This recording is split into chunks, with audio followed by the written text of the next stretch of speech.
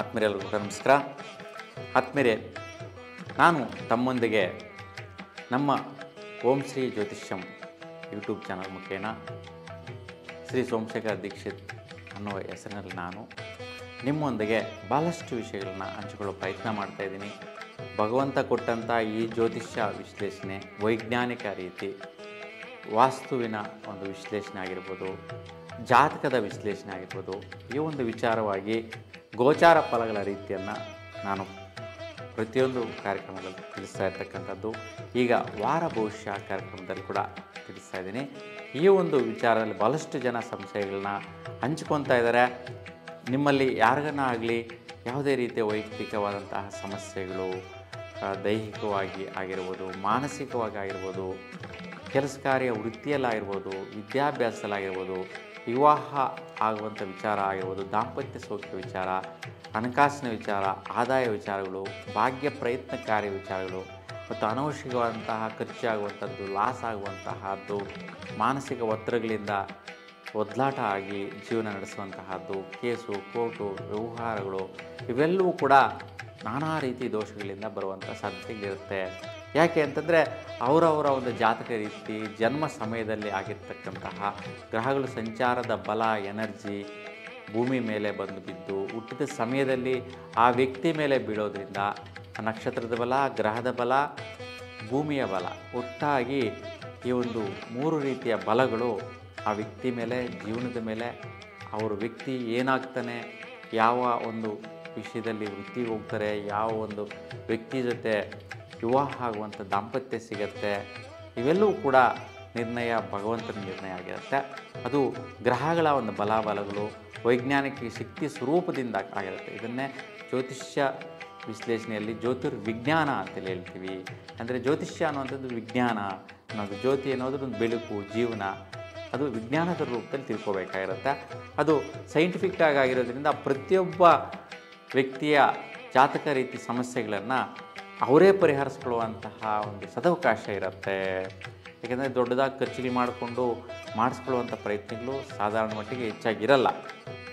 ಜಾಸ್ತಿ ಒಂದು 50-70% ದೋಷ ಜಾಸ್ತಿ ಪ್ರಮಾಣದಲ್ಲಿದ್ದಾಗ ಅಂತಹ ಪರಿಹಾರಗಳಿಗೆ ಹೋಗ್ಬೋದು. ಕೆಲವೊಂದು ಸಣ್ಣ ಪುಟ್ಟ ಪರಿಹಾರಗಳಿಗೆ ನಿಮ್ಮ ಸ್ಥಳಗಳಲ್ಲಿ, ನಿಮ್ಮ ಜಾಗದಲ್ಲಿ ಮಾಡ್ಕೊಳ್ಳುವಂಥ ಪರಿಹಾರಗಳನ್ನು ಸರಳವಾದ ರೀತಿ, ಸೂಕ್ಷ್ಮವಾದ ರೀತಿ ಪರಿಹಾರ ನೀಡಲಾಗುತ್ತೆ. ಯಾವುದೇ ರೀತಿ ಸಮಸ್ಯೆಗಳು ನಿಮ್ಮಲ್ಲಿ ಇದ್ದಲ್ಲಿ ನೀವು ನಿಮ್ಮ ಜನ್ಮ ದಿನಾಂಕ, ಜನ್ಮ ಸಮಯ, ಜನ್ಮಸ್ಥಳವನ್ನು ನಮ್ಮ ಸ್ಕ್ರೀನ್ ಮೇಲೆ ಕಾಣಿಸ್ತಕ್ಕಂಥ ನಂಬರ್ಗೆ ಕಳಿಸ್ಕೊಡಿ. ನಿಮಗೆ ವಾಟ್ಸಪ್ ಮುಖೇನ, ನಿಮಗೆ ಆನ್ಲೈನ್ ಮುಖೇನ ನಿಮಗೆ ಜ್ಯೋತಿಷ್ಯ ವಿಶ್ಲೇಷಣೆ ಕೊಡುವಂಥ ಪ್ರಯತ್ನ ಮಾಡ್ತೀವಿ ಅಂತ ಹೇಳ್ತಾ, ಈಗ ಮೀನ ರಾಶಿಯವರಿಗೆ ವಾರ ಭವಿಷ್ಯ ಹೆಂಗಿದೆ ಅಂತ ಹೇಳ್ಬಿಟ್ಟು ನೋಡೋಣ. ನೋಡಿ, ಈ ಒಂದು ವಾರ ಭವಿಷ್ಯದಲ್ಲಿ ದಿನಾಂಕ 19 ಜನವರಿ 2025ರಿಂದ ದಿನಾಂಕ 25 ಜನವರಿ 2025ರವರೆಗೂ ಯಾವ ರೀತಿ ಇರುತ್ತೆ ಅಂತ ನೋಡಿದ್ರೆ, ನೋಡಿ, ಮೀನ ರಾಶಿಯವರಿಗೆ 19ನೇ ತಾರೀಕು ಭಾನುವಾರ ಉತ್ತರ ನಕ್ಷತ್ರ ಸಾಯಂಕಾಲ 5:30ರವರೆಗೂ ಇರುವಂತಹದ್ದು. ಬೋಳ ಷಷ್ಠಿ ದಿನಪೂರ್ತಿ ಇದೆ. ಇವತ್ತು ಕರ್ಮೂರು ಮಹಾವಿಷ್ಣು ಉತ್ಸವ ಇರ್ತಕ್ಕಂತಹದ್ದು, ಕದ್ರಿ ರಥೋತ್ಸವ ಕಾರ್ಯಕ್ರಮ, ರಾಣಾ ಪ್ರತಾಪ್ ಸಿಂಗ್ರವರ ಪುಣ್ಯ ದಿನಾಚರಣೆ ಇರ್ತಕ್ಕಂತಹದ್ದು ನೋಡ್ತೀವಿ.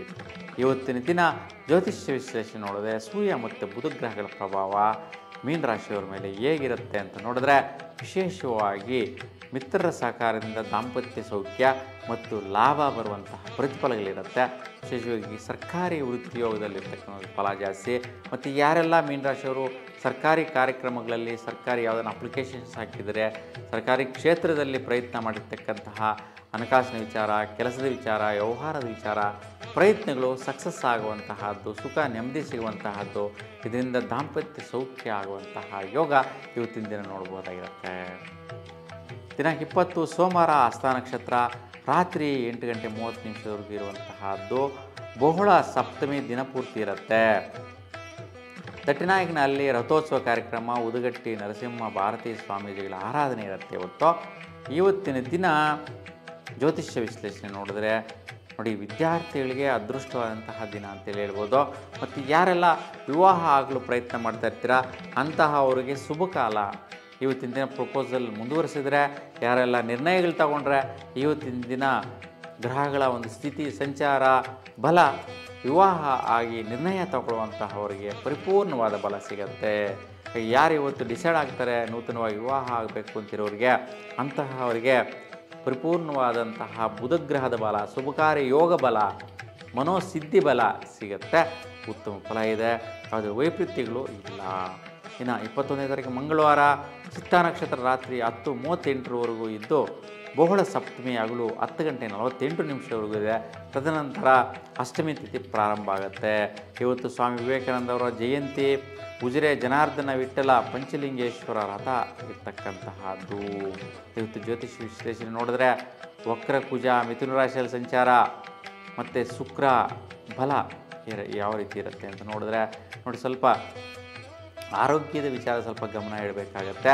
ENT ಸಮಸ್ಯೆಗಳು ಬರುವಂತಹದ್ದು, ಸ್ವಲ್ಪ ಮನೆ ಕಡೆ ಸ್ವಲ್ಪ ಖರ್ಚುಗಳು ಜಾಸ್ತಿ ಬರುವಂತಹದ್ದು, ಮತ್ತು ಹಣಕಾಸಿನ ವಿಚಾರ ಮತ್ತು ಭಾಗ್ಯದ ವಿಚಾರದಲ್ಲಿ ಸ್ವಲ್ಪ ಕಷ್ಟಗಳಿಂದ ಕೂಡಿರುತ್ತೆ. ನೋಡಿ, ದುಡ್ಡು, ಮನೆ, ಭಾಗ್ಯ ಈ 3 ವಿಚಾರದಲ್ಲಿ ಕಷ್ಟಗಳಿಂದ ಕೂಡಿರ್ತಕ್ಕಂಥ ಸ್ಥಿತಿ ಇದೆ. ಸ್ವಲ್ಪ ನೀವು ಶುಕ್ರ ಅಂತಂದರೆ ಅಮ್ಮನವರ ಆರಾಧನೆ ಮಾಡಿ, ಅಮ್ಮನವರ ದೇವಾಲಯದಲ್ಲಿ ನೀವು ಹಾಲು ಅರಿಶಿನ ಕೊಟ್ಟು ಪೂಜೆ ಮಾಡಿಸ್ಕೊಂಡು ಬನ್ನಿ, ಶುಭ ಫಲನ ಪಡಿತೀರಾ. ಇನ್ನು ದಿನಾಂಕ 22 ಬುಧವಾರ ಸ್ವಾತಿ ನಕ್ಷತ್ರ ರಾತ್ರಿ 2:34 ಇದ್ದು ಇವತ್ತು ಬಹುಳ ಅಷ್ಟಮಿ ಹಗಲು 12:58 ಇರುವಂಥದ್ದು. ತದನಂತರ ನವಮಿ ತಿಥಿ ಪ್ರಾರಂಭ. ಸೊ ಇವತ್ತು ಗೋಪಾಲ ದಾಸರ ಆರಾಧನೆ ಇರ್ತಕ್ಕಂಥದ್ದು, ರಾಣೆಬೆನ್ನೂರು ಸತ್ಯಾಭಿಜ್ಞ ತೀರ್ಥರ ಆರಾಧನೆ ಕೂಡ ಇರುತ್ತೆ. ಇವತ್ತು ಜ್ಯೋತಿಷ್ಯ ವಿಶ್ಲೇಷಣೆ ನೋಡಿದರೆ ಸ್ವಲ್ಪ ವೈಯಕ್ತಿಕವಾಗಿ ಸ್ವಲ್ಪ ಆರೋಗ್ಯ ದೃಢತೆ ಇಲ್ಲದಿರ ಆಗುತ್ತೆ. ಸ್ವಲ್ಪ ತಲೆನೋವು, ಭಾರ, ಆಲಸ್ಯ, ಏನೋ ಒಂದು ಸ್ವಲ್ಪ ಲೇಜಿನೆಸ್ ಆಗುವಂತಹದ್ದು, ದೃಷ್ಟಿಯಾಗಿದೆ, ಮೈಕೈಯೆಲ್ಲ ನೋವು ಅಂತ ಹೇಳುವಂತಹ ಸ್ಥಿತಿಗಳು ಜಾಸ್ತಿ ಇರುತ್ತೆ. ಮತ್ತು ಕೆಲಸ ಕಾರ್ಯ ನಿರ್ವಹಿಸುವಾಗ ಸ್ವಲ್ಪ ಕಣ್ಣು, ಕಿವಿ, ಮೂಗು ತಗುಲುವಂತಹ ಸಾಧ್ಯತೆ ಇರುತ್ತೆ. ಸ್ವಲ್ಪ ಜಾಗೃತೆಯಿಂದ ಇರಿ.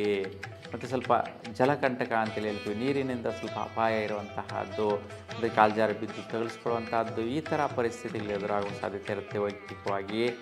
ಹಾಗಾಗಿ ಬಹುಮುಖ್ಯವಾಗಿ ಮನೆಯಲ್ಲಿ ನೀವು ಇವತ್ತಿನ ದಿನ 3 ರೀತಿಯ ಎಣ್ಣೆಯನ್ನು ನೀವು ದೇವರ ಮುಂಭಾಗದಲ್ಲಿ 4 ಬತ್ತಿಗಳಿಂದ ಬೆಳಗಿಸಬೇಕು. ಈ ಒಂದು ರೀತಿ ಬೆಳಗಿಸೋದ್ರಿಂದ ನಿಮಗೆ ಇವತ್ತಿನ ದೋಷ ಕಂಟಕ ನಿವಾರಣೆ ಆಗುತ್ತೆ, ಈ ಒಂದು ವೈಪರೀತ್ಯ ನಿವಾರಣೆ ಆಗುತ್ತೆ.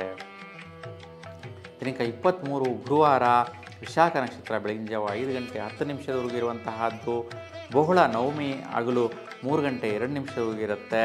ನೇತಾಜಿ ಜನ್ಮ ದಿನಾಚರಣೆ, ತಂಗೈ ದುರ್ಗಾ ಪರಮೇಶ್ವರಿ ಉತ್ಸವ ಕೂಡ ಇವತ್ತು ನೆರವೇರ್ತಾ ಇರತಕ್ಕಂತಹದ್ದು. ಇವತ್ತಿನ ಜ್ಯೋತಿಷ್ಯ ವಿಶ್ಲೇಷಣೆ ನೋಡಿದ್ರೆ ಇವತ್ತು ನೋಡಿ, ವಿಶೇಷವಾಗಿ ನಿಮ್ಮ ವೈಯಕ್ತಿಕ ಪ್ರಯತ್ನ ಕಾರ್ಯ ಬಲ ವೃತ್ತಿಯಲ್ಲಿ ಬಲ ನೀಡುತ್ತೆ. ಮತ್ತು ಈ ಒಂದು ವೃತ್ತಿಯಲ್ಲಿ ನಿಮ್ಮ ವೈಯಕ್ತಿಕವಂಥ ಪರಾಕ್ರಮ, ಪ್ರಯತ್ನ, ಸೊ ಶ್ರದ್ಧೆ, ಅಭಿವೃದ್ಧಿ ಚೆನ್ನಾಗಿರುತ್ತೆ. ಆದರೆ ಸ್ವಲ್ಪ ಕಷ್ಟದಿಂದ ಕೂಡಿರುತ್ತೆ, ಯಾರೋ ಒಂದು ಒತ್ತಡದಿಂದ ಕೂಡಿರುತ್ತೆ, ಸ್ವಲ್ಪ ಟೆನ್ಷನ್ ತಗೊಳ್ಳುವಂತಹ ಸ್ಥಿತಿ ಇರುತ್ತೆ. ಹಾಗಾಗಿ ಸ್ವಲ್ಪ ಅಮ್ಮನವರ ದರ್ಶನ ಮಾಡಿ ಬೆಳಗಿನ ಜಾವ ಇವತ್ತಿನ ದಿನ ಪೂರ್ತಿ ಸುಫಲ ನೋಡ್ತೀರಾ. ಇನ್ನು ದಿನಾಂಕ 24 ಶುಕ್ರವಾರ ಅನುರಾಧ ನಕ್ಷತ್ರ ದಿನಪೂರ್ತಿ ಇರುವಂತಹದ್ದು. ಬಹುಳ ದಶಮಿ ಹಗಲು 4:46 ಇರುತ್ತೆ. ತದನಂತರ ಏಕಾದಶಿ ಪ್ರಾರಂಭ. ತಲಕಾಡು ಮನೋನ್ಮನಿ ಜಯಂತಿ, ಪಾರ್ಶ್ವನಾಥ ಜನ್ಮ ದಿನಾಚರಣೆ ಕೂಡ ನಡೆಯುತ್ತೆ. ಇವತ್ತು ಜ್ಯೋತಿಷ್ಯ ವಿಶ್ಲೇಷಣೆ ನೋಡಿದ್ರೆ ಇವತ್ತು ಭಾಗ್ಯ ಪ್ರಾಪ್ತಿ ಅಂದರೆ ಹಠವಾದಂತಹ ಭಾಗ್ಯಗಳಿದೆ ನಿಮಗೆ. ಆ ಒಂದು ಹಠವಾದಂತಹ ಭಾಗ್ಯ ಪ್ರಯತ್ನಗಳಿಂದ ಸ್ವಲ್ಪ ಆದಾಯ ಬರುತ್ತೆ, ಆದಾಯದಿಂದ ಖರ್ಚುಗಳು ಇರುತ್ತೆ. ಸೊ ಹಾಗಾಗಿ ಒಂದು ಕಡೆ ಭಾಗ್ಯ ಅಂತ ಬರುತ್ತೆ, ಮತ್ತೊಂದು ಕಡೆ ಅದು ಆದಾಯ ಆಗುತ್ತೆ, ಅಷ್ಟೇ ಪ್ರಮಾಣದಲ್ಲಿ ಖರ್ಚು ಕೂಡ ಇರುತ್ತೆ. ಈ ಚಿಂತೆ ಇರುತ್ತೆ, ಆಲ್ರೆಡಿ ಬರ್ತಾ ಇರ್ತಕ್ಕಂಥ ಆದಾಯಕ್ಕೆ ಅದಕ್ಕೆ ತಕ್ಕಂಥ ಖರ್ಚಿದೆಯಪ್ಪ ಅಂತ ಅವೆರಡೂ ನೋಡಿಬಿಟ್ಟು ವ್ಯಯ ಆಗುತ್ತೆ. ಈ ಕಡೆ ಬಂತು, ಈ ಕಡೆ ಹೋಯಿತು ಅನ್ನೋ ರೀತಿ ಇರುತ್ತೆ. ಈಗ ಸ್ವಲ್ಪ ಶನಿ ದರ್ಶನ ಮಾಡಿದ್ರೆ ಆ ಖರ್ಚುಗಳು ಸಮ ಪ್ರಮಾಣದಲ್ಲಿ ಅಥವಾ ಕಡಿಮೆ ಪ್ರಮಾಣದಲ್ಲಿ ಆಗುವಂತಹದ್ದಾಗತ್ತೆ.